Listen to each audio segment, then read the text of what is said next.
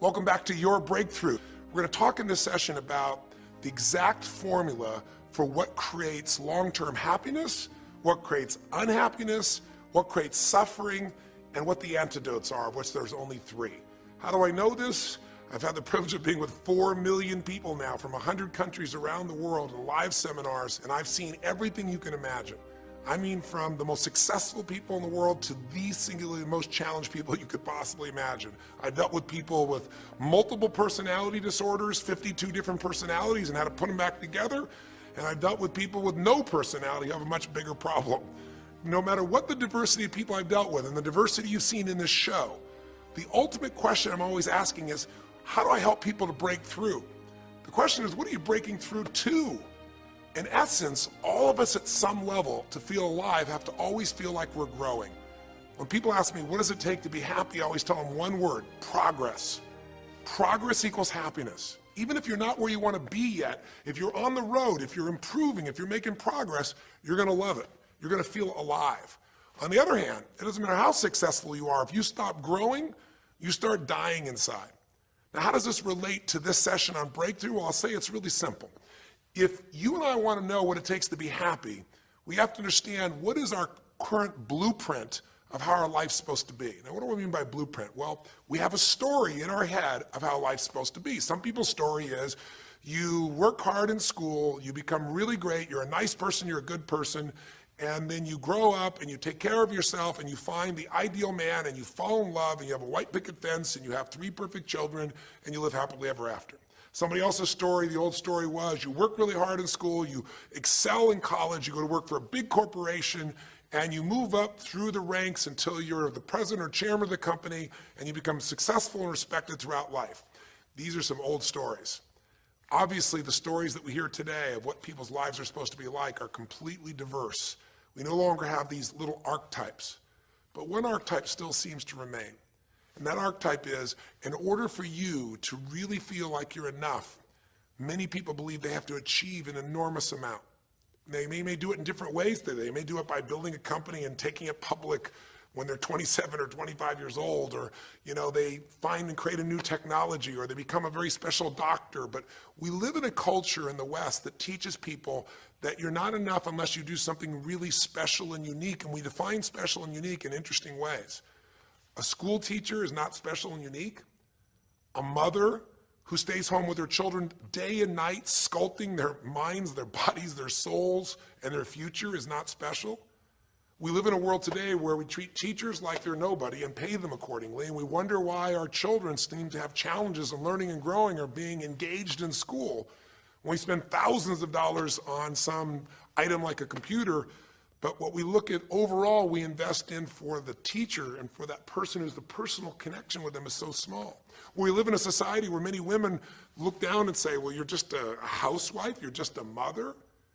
See, some of the pain we have in our society is not because there's one right or one wrong approach, but because we try to make everybody fit into some particular approach to life. Here's what's going to make you happy or make you unhappy in life. It's real simple. Let's do a quick test.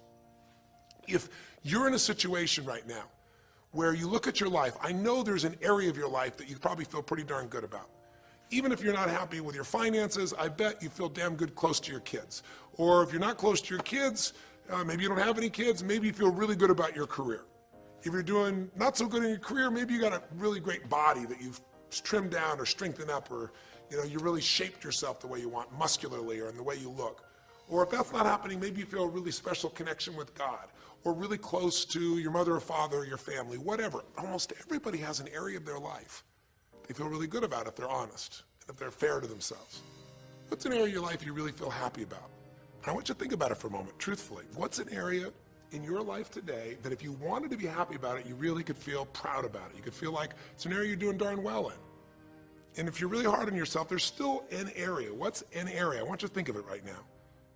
And I want you to think of that area, whether it's your body or your finances or your career or your intimate relationship or your relationship with your kids or your relationship with your creator, whatever it is. I want you to think about, why are you happy with that area of your life right now today? Why are you happy with that area of your life right now today? Really think about it. If you were in a seminar with me, I'd have you write this down. And if you can put me on hold here for a second, because I'd like to reveal to you what the formula is for happiness. And if I say there's a formula for happiness and here's what it is, you're going to go, yeah, sure, that's what he says. But if you put down the answer and we can see the formula is real without me telling you what it is, you get to look at your own life and say it matches. You're going to know this is right. So you could stop this right now if you want, put me on hold, and just write down what's an area of your life you're really, really happy about, you're really pleased with, or you could be if you wanted to focus on it. And why are you happy with that part of your life right now? Even if you're not happy with everything, what's the area you're happy with and why? Put me on hold right now, or if you're not going to do that, just think for a moment. Why? Specifically, be real. Why? Now, when I ask this, if you turn me back on now, if I ask this of an audience, I'll have people write this down for a few minutes, and I'll call on people, and I'll say, share with the person next to you first. What are you happy about, and why are you happy in that area? And be specific. And after they share, I'll have people stand up. I'll call on a variety of people, and I say, ma'am, tell me, what are you happy about? And she'll say, well, honestly, I'm really happy with my body. She goes, I never thought I'd say that, but I used to be so unhappy with it, and you know, I did some things, I pushed myself through, and now I exercise regularly, and you know, I'm not perfect, but I feel fit, I feel strong, I feel energetic, and that's really, I don't know, it just feels good to me. Now, I say to everybody, I'm now going to show you what the formula for happiness is, and it's real simple. I want to reveal it to you so you don't ever forget it. Whenever you're happy with an area of your life, it's because right now, your current life experience, I call it your LC, your life conditions, the conditions of your life conditions in that area match or are equal to your blueprint, your story, your belief about how life should be in that area. So this woman says to me, I'm really happy with my body because it's not perfect. Her blueprint is I don't need to be perfect, but it's so much better than it was. I'm fit and I'm strong and I have this energy. Her mental blueprint says I should be fit, strong, and have energy. I don't need to be perfect, but I should be that way. Well, when my life, my body matches how I think it should be, I feel good about my life. I'll ask somebody else. I'll say, you know, tell me an area you're happy with. Someone else will say, well, I'm really happy with my career. And why? Well, I'm doing better than I even thought I would be. I mean, I'm ahead of the schedule of where I hoped I'd be at this stage. I'm working at this level in this company, and I have these skills and this ability, and it's even better than I thought. Well, once again, listen, this person's happy with this area of their life because their current life conditions in the area called their career are even better than they expected they would be, better than their blueprint, better than their belief of how it should be. If it's really better, you tend to be over the moon. One woman would say, you know, I gotta tell you, I said, I'm the happiest I've ever been in my whole life. How come? She goes, because I have this man in my life and I'm in love with him and he loves me and I can be myself with him. And we have this incredible intimacy and this passion and we want to be with each other all the time and I never get bored with him. Well, what's her blueprint? You want to be with somebody that you can have total intimacy with, somebody who you love and loves you. Those are part of her rules, her beliefs of how it should be. She said, you know, it needs to be, I never want to be with anybody else. I want to be with them every moment. Her blueprint about how life should be and the way she lives, her relationship's even better than she hoped. When it's better than you hoped, you're going to be totally excited. So think about this then. What's an area you're not happy with? Let's see if we can find the formula for unhappiness. If the formula for happiness is to be able to meet your expectations or exceed them, that really makes you excited, but to be happy, you gotta at least meet it. It doesn't have to be perfect, but if you generally are meeting what you expect you want from your life in that area, you feel good. Life conditions match blueprint, feel good. So what makes you feel bad? What creates pain, stress, frustration? Real easy way to figure it out. Answer this question. What's an area of your life you're not happy with? I mean, be honest with yourself. And even if your life is great in all kinds of ways, I'm sure there's an area you'd like to improve. Anybody who's honest, if they're doing great in their career, very often they don't take care of their body so much. If they're really focused on their body, you know, very often they find themselves in a position where they're not spending enough time with their kids. Or if they're spending time with their kids, their intimate relationship's not doing so well. Because it's the nature of human beings to focus on areas they feel comfortable with and strong in and give those time. And the areas they don't feel so strong and they go, I don't have time for it. What they're really saying is, I don't feel very competent in that area. So what's an area of your life that you are not as happy with? I mean, it's healthy, honestly, to look at areas and say, I don't like it, I want more. This whole concept of a breakthrough is about how do I close the gap between where I am right now and where I want to be. That's what we're here to do. It's like, here's where I want to be, here's where I am. It's healthy to see there's a gap. That makes me have this hunger, this drive to grow, to feel alive, to expand as a human being. So what's an area you're not pleased with? Is it your body? Is it your finances? Is it your career? Is it your spiritual life or lack thereof in terms of feeling connected in that area? Is it your kids? Right? What's the area? What's the area that's not where you want it to be? And then answer for a moment, why aren't you happy with that area of your life right now? Why specifically today are you not happy with that area of your life at this stage of your time of your life?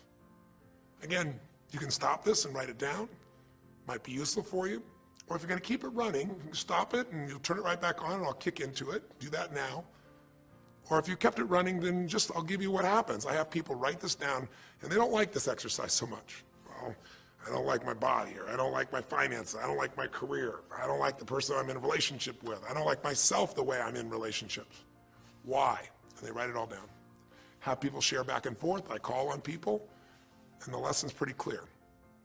I tell people in advance, here's the formula for unhappiness. I'll show you before you do anything else. When your life conditions, the way you're living your life today, does not match, it doesn't equal your blueprint, your story of how it's supposed to be, then you're going to have disappointment, frustration, or pain. If your life is way different than the way you think it's supposed to be, you can have enormous pain. If it's a little different, you might feel stressed. Make sense? So people stand up and they say, tell me, what's the area you're not happy with? And the person says, well, I'm really not happy with my finances. And I go, why? And they say, because I'm doing worse now than I was 5 years ago.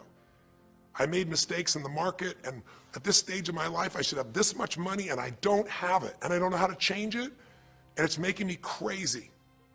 And why are they crazy? You say, well, because they don't have their economic needs met. No, you can not have your economic needs met, and you can still be okay, but when you have an idea, this is what my need is, and I did the wrong thing, my life doesn't match how I'm supposed to be, that's when people get a little crazy.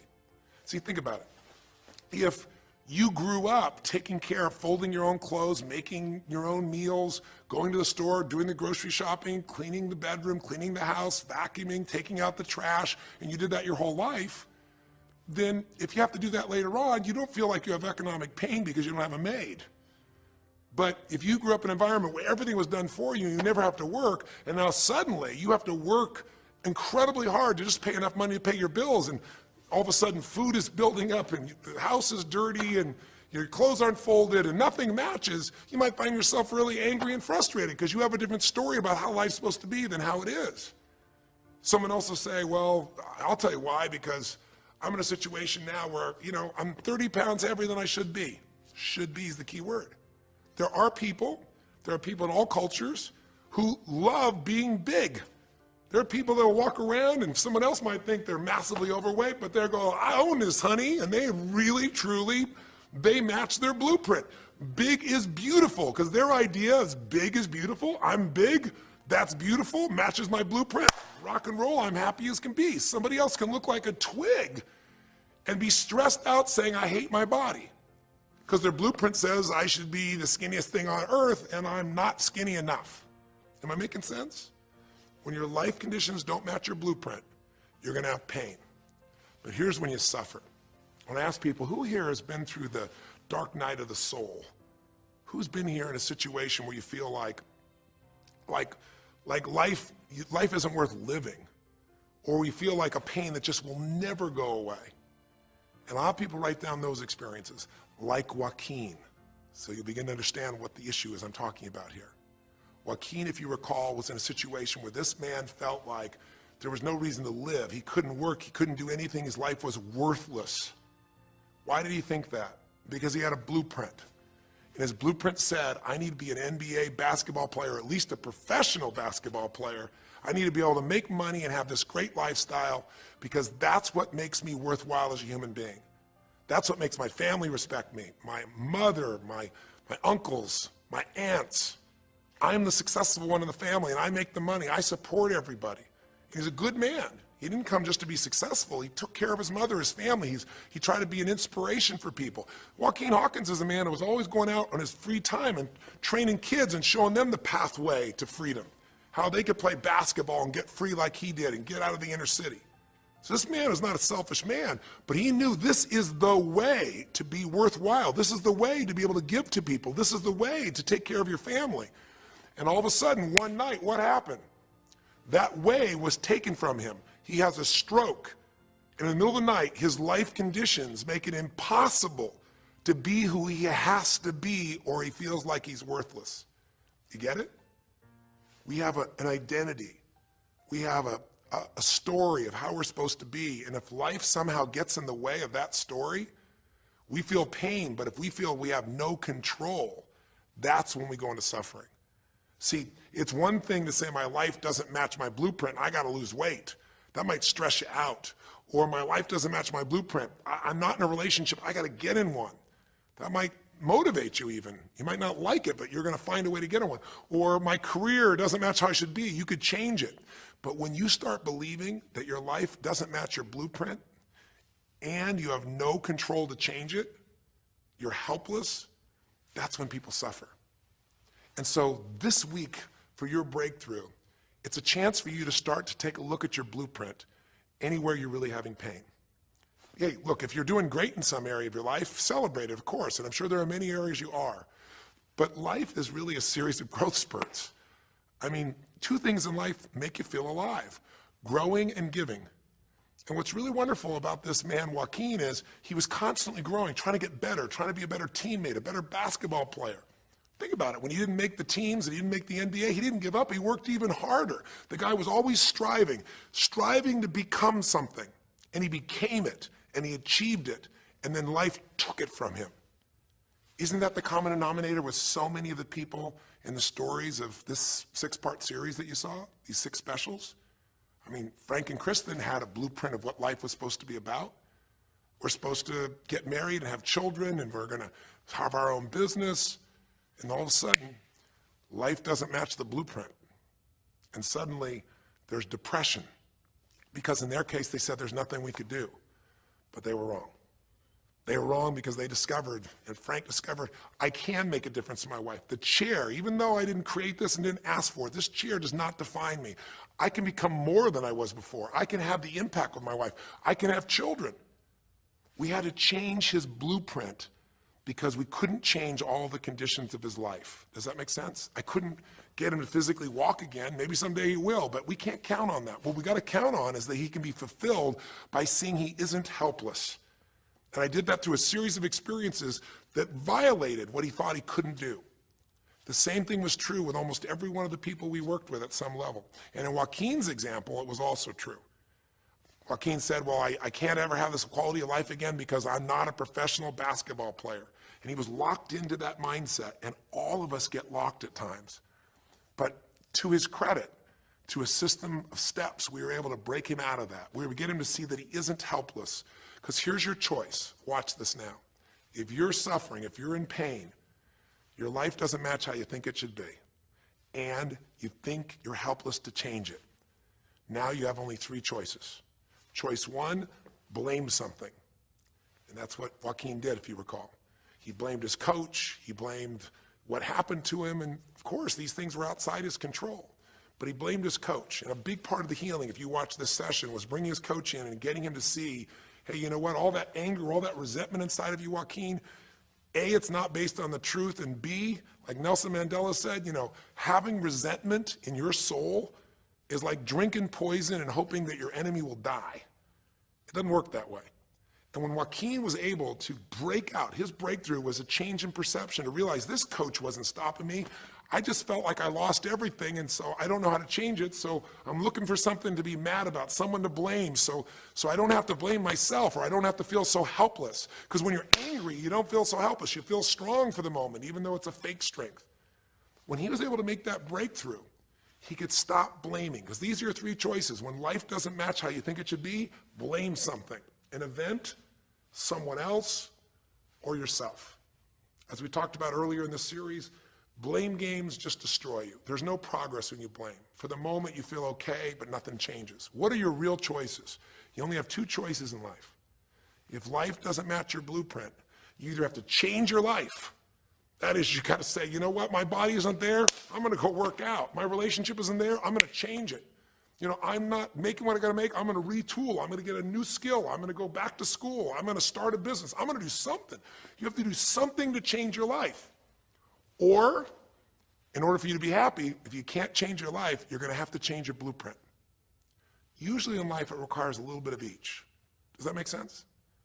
And if you change your life and change your blueprint, you can have an extraordinary life. And what you witnessed this man do was once he let go of his anger and his denial, once he started to look at things, he began to find by spending time with his family that he was worthwhile being loved whether he played basketball or not. Of course, he'd love to play basketball, but professional basketball was no longer a part of it.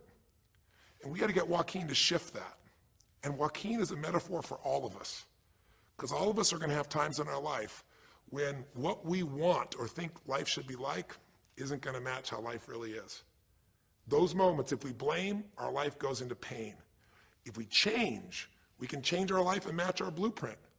But we have to also know when it's not within our control. And that's how we're able to make a shift and change what our story is for our life, what our expectations are, not by lowering them, but by changing what that model really is. I hope this makes sense to you. I'll give you a great example.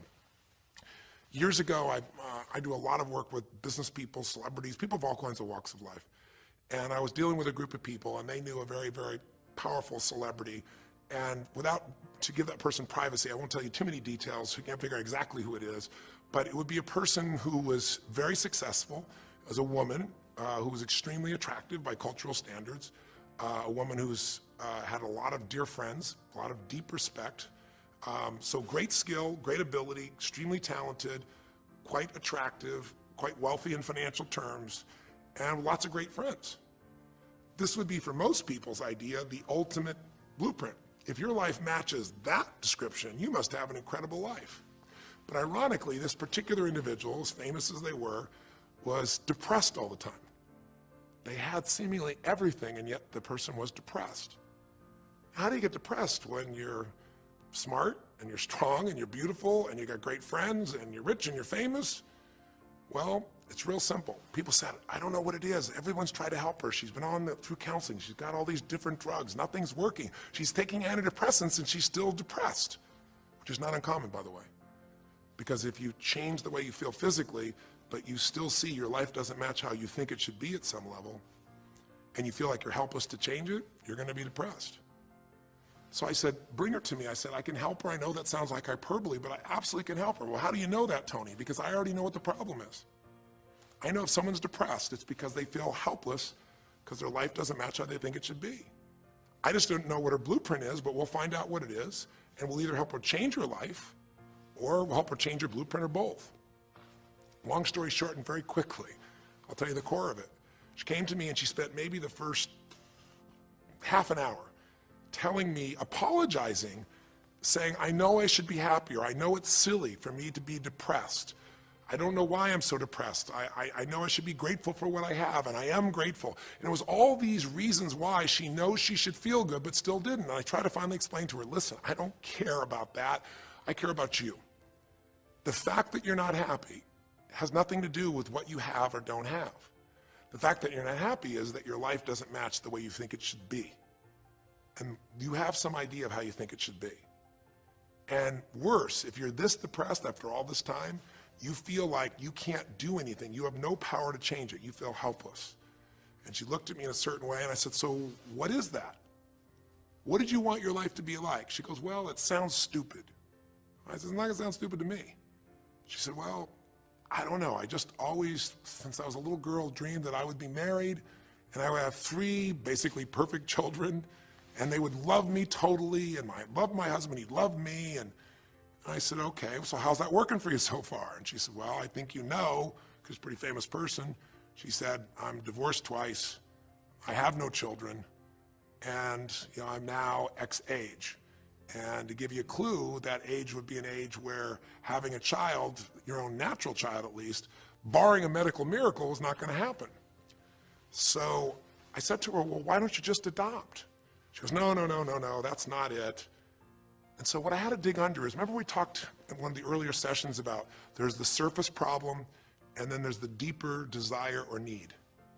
So I said to her, I said, well, what if you couldn't have the husband but you could have the kids? And she smiled and she said, I'd take that. I said, well, why not adopted kids? She goes, no, it has to be my own blood children. So I kept digging to find out what was behind her blueprint. Because your blueprint is just a projection of what you think you need to be happy. But as human beings, we're notoriously ineffective at knowing it's going to make us happy. So much that we think we're going to make us happy, we get there and we go, is this all there is? So many things that we think are going to make us miserable and we can never deal with, we go through it and we can handle it. We're not good at projecting these things. All kinds of studies will show this. So I said to her, well, what are you hoping to get from these 3 children? Why do they have to be your blood children? And she finally said, well, if they're my blood children, I know they'll always love me. They'll never leave me. What was she looking for? Unconditional love. She had this big blueprint that said, White House, picket fence, 3 children, perfect husband, all these different things. But what was behind that was a need to feel like she could have love that would be certain and wouldn't go away. So I can help her meet that need.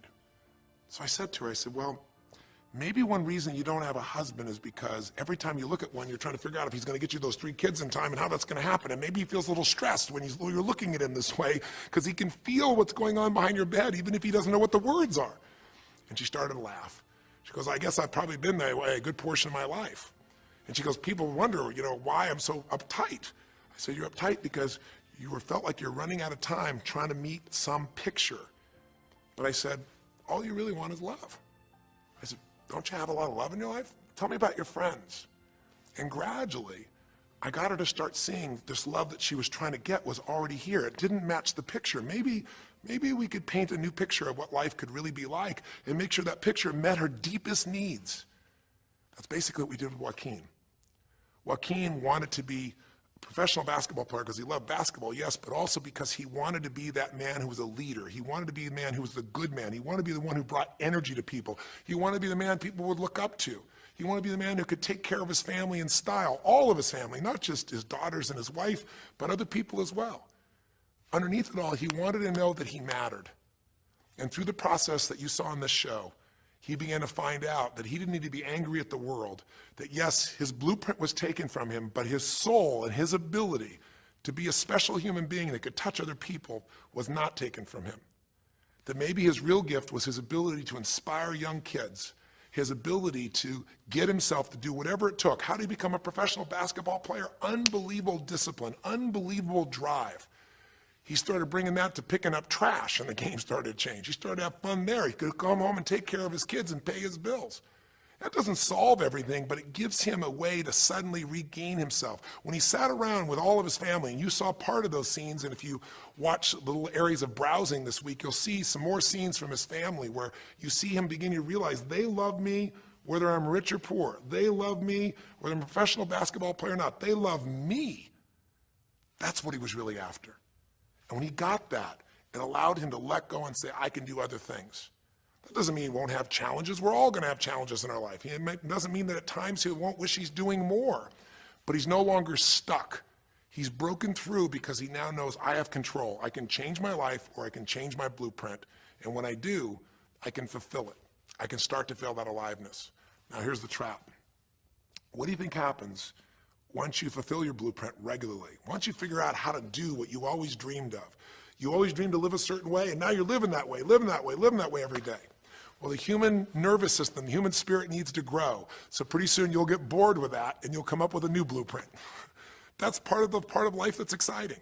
See, if you and I from this day forward are going to be happy, just remember what we've said. It takes 2 things, grow and give.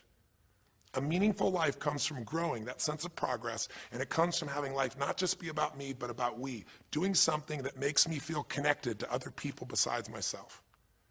That growth, that sense of contribution fills a deep spiritual need that we all have. If you are unhappy in your life, you got 3 choices, really 2. Blame, that's not a choice, it's not gonna work. Don't blame someone else, don't blame the event, don't blame yourself, just figure out what you're gonna do to change your life. That's my specialty. If you like my coaching or my team's coaching, come visit with us. Come to an event. Come get a coach. Come to a program, and we'll guide you through it more than just a few minutes like this, and we'll do it directly, in an environment that'll shift you. Or change your blueprint. You're going to have to rewire what's going on inside, and that's what we focus on as well.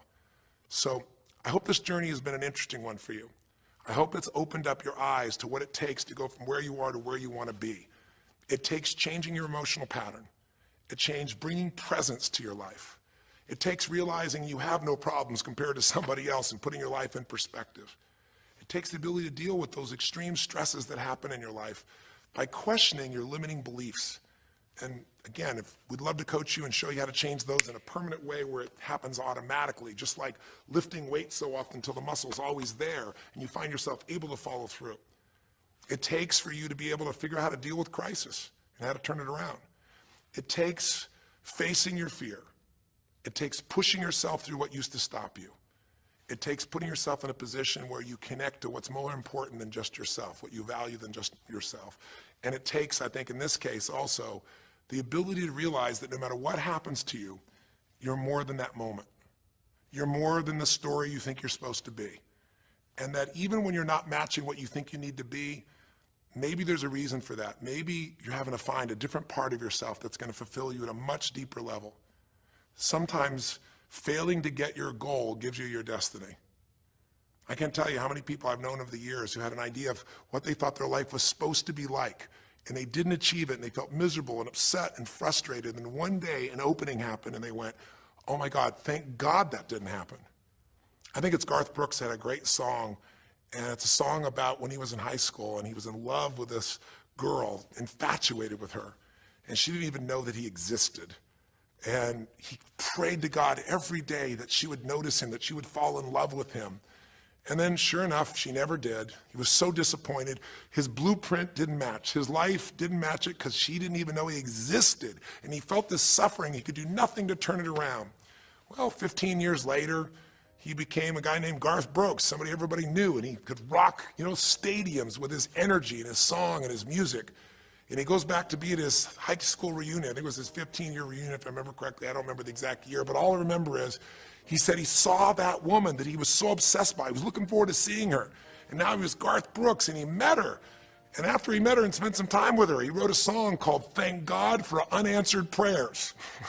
Sometimes not getting your blueprint's the best thing that ever happened, because the disappointment drives you to find something more important inside of you. Or not getting it makes you look for another aspect of your life, a spiritual aspect, a family aspect, a physical aspect. If you can just trust that life doesn't happen to you, it happens for you, then you can find in any situation a benefit that can take your life to the next level. I don't care if you're Frank and Kristen. I don't care if you're, Mandy and Scott. I don't care if you're Joaquin and Kim. Every one of us in our life is going to face situations where it feels like we have total trauma, something that's been taken from us. The real question is, what are you going to do with it? Some people just live in their story of what they don't have, and they have the right to do that. If Frank and Kristen lived in pain and felt bad, we'd all say they have the right to do it. It's the difference between what you have the right to do and what you deserve to give yourself and others. We have the ability to transcend whatever happens to us. There's something called post-traumatic growth. Very few people know about it. Two people go through the same stress, one's destroyed, the other grows. What's the difference? The people that grow will not give up.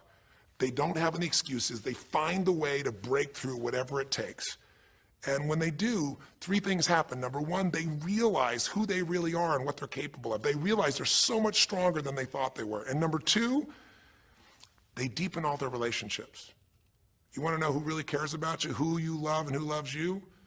Go through some tragedy, go through some hard times. All your Facebook friends go away. Your real friends, your real family shows up for you, and you show up for them, and it deepens your relationships. And the third thing happens, if you can push yourself through and break through whatever challenges life gives you, is each time you have a breakthrough, you get stronger. And it almost like builds a psychological immunity in you, where suddenly, all of a sudden, it's like stuff happens, you know stuff's gonna happen, and you're not scared of it anymore. Because after you've been through a stroke, after you've been through, losing the use of some of your body, your senses, after you lose a family member, and you break through to that, you get to the other side, it's like, give me your best shot, life.